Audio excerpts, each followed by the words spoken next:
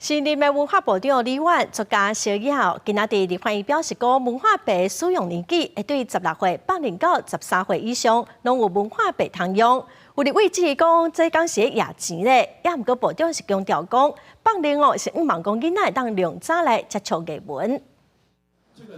拜3、5月2日是新执政团队上任第3天，新任文化部长李婉头一届来到立法院文化教育委员会备询合业务报告，针对有立委问到伊对文化理念，部长表示伊希望透过一步一步的政策推动，让台湾人更加认同各地的文化。我希望所有台湾人会对自己文化感到骄傲，而不是觉得很自卑，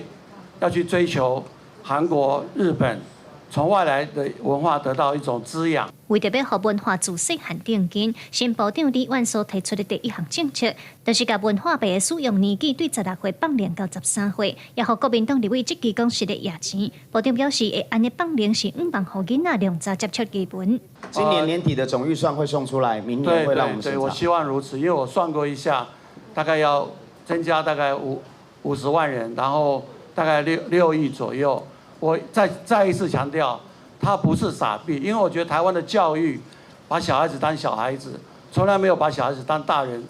提早给他接受文化艺术，